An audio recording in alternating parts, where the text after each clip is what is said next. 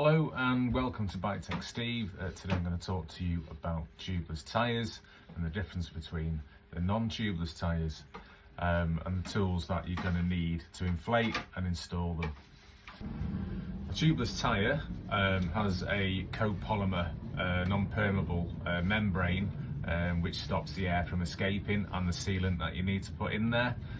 Certain sealants on the market, you've got the PT's Whole Shot. Most common is your Stands, which a lot of people use because it's pretty reliable. Also, you can get inner tube sealants for a standard inner tube as well.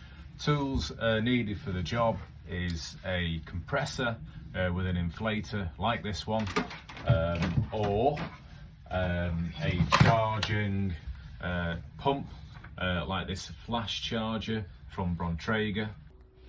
As you can see here, I have the tyre off the rim.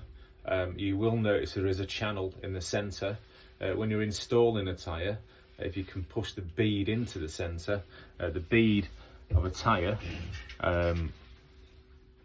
is the part here which runs around the edge.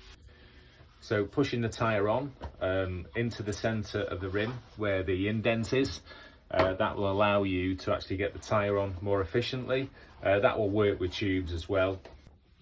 Also, make sure that the tyre is running in the correct direction. You should have arrows, sometimes not clearly indicated on the side of the tyre, and just make sure if it's a disc brake, the disc brake or the disc rotor is always on the left side of the bike.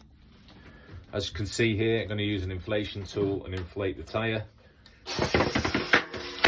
And you can hear that it pops into place. I'm checking that I'm not going over the allotted or the recommended tyre pressure. I'll remove the device and that should let the air out. The tyre should be seated on the rim, so it shouldn't come away from the tyre. Once you've done that, then you want to put your sealant in, put the valve core back in to the tyre, and then inflate to the recommended or your recommended or wanted tyre pressure. Again, do not go over the recommended tyre pressure for the rim or the tyre.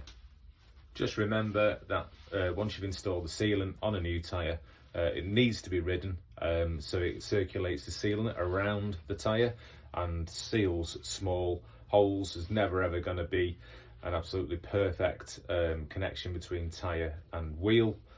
Obviously, if the air is escaping quite fast, then there is a problem, so you need to remove it and make sure everything's clean before you put it on. If you can't do it yourself, always take it to your local bike shop. People will be happy to help. So to recap, the tools needed for the job: your tyre inflator of choice, your sealant and your sealant injection device, your valve core removal tool, and tyre levers if you really do need them. Okay, thank you. Hope you've enjoyed it. Give us a follow if you want to see more tips and the tools needed to do the jobs. Have a great day. See you soon.